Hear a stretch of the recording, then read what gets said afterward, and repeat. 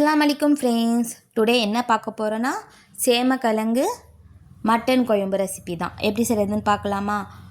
3 spoon oil add பண்ணிக்கோங்க. அப்புறம் 2 பட்டை, 1 ஏலக்காய், 1 லவங்கம்.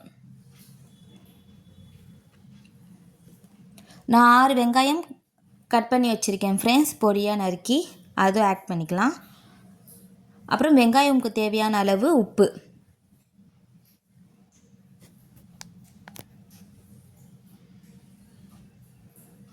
அப்புறம் கொஞ்சம் இஞ்சி பூண்டு பேஸ்ட்டு இதெல்லாம் ஆட் பண்ணிக்கலாம் ஃப்ரெண்ட்ஸ்.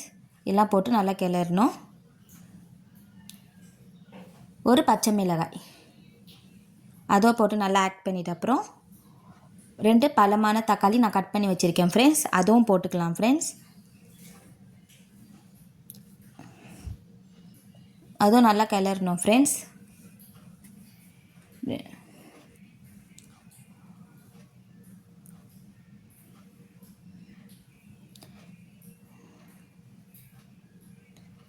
இந்த ஸ்டேஜில் நம்ம மட்டன் போட்டுடலாம் ஃப்ரெண்ட்ஸ். நான் மட்டன் கழுவி வச்சுக்கிட்டேன்.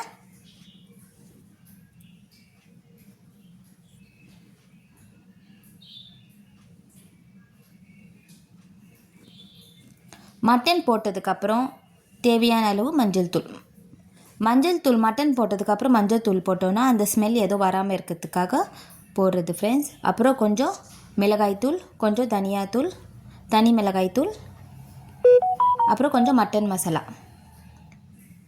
நான் தனியாத்தூள் ஆட் பண்ணல ஃப்ரெண்ட்ஸ், நான் தனி மிளகாய்த்தூள் தான் போட்டேன். நல்லா கிளறிக்கலாம் ஃப்ரெண்ட்ஸ்.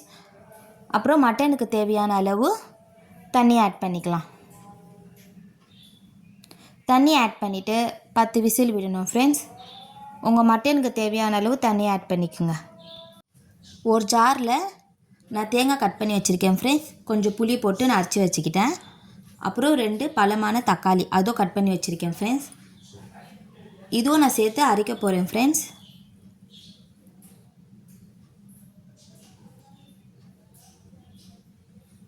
இதோ இந்த மாதிரி நைஸாக வரணும் ஃப்ரெண்ட்ஸ். இந்த மாதிரி நம்ம அரைச்சி வச்சுக்கலாம். பாருங்கள், 10 விசில் போட்டு நம்ம வேக ஏற்றாச்சு. அப்புறம் சேமக்கிழங்கும் நான் கட் பண்ணி வச்சுக்கிட்டேன், அதுவும் கழுவி வச்சுருக்கேன் ஃப்ரெண்ட்ஸ், அதுவும் போட்டுடலாம். இப்போ நம்ம தேவையான அளவு தண்ணியெல்லாம் ஊற்றிருக்கோம் இல்லையா? இப்போ மட்டனும் சேமக்கிழங்கும் போட்டு 3 விசில் விடணும் ஃப்ரெண்ட்ஸ்.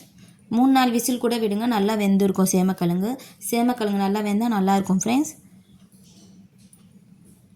பாருங்கள் ஃப்ரெண்ட்ஸ், நம்ம குழம்பு ரெடி ஆயிடுச்சு. அப்புறம் கொஞ்சம் பெப்பர் தூள் கடைசியாக போட்டுக்கலாம். போட்டு கொஞ்சம் கொதி விட்டுட்டு அப்புறம் கொஞ்சம் கொத்தமல்லி.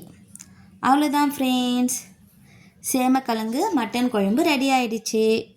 இந்த வீடியோ உங்களுக்கு பிடிச்சிருந்தா லைக் பண்ணுங்கள், ஷேர் பண்ணுங்கள், கமெண்ட் பண்ணுங்கள், மறக்காமல் சப்ஸ்கிரைபர் பண்ணுங்கள் ஃப்ரெண்ட்ஸ். பாய்.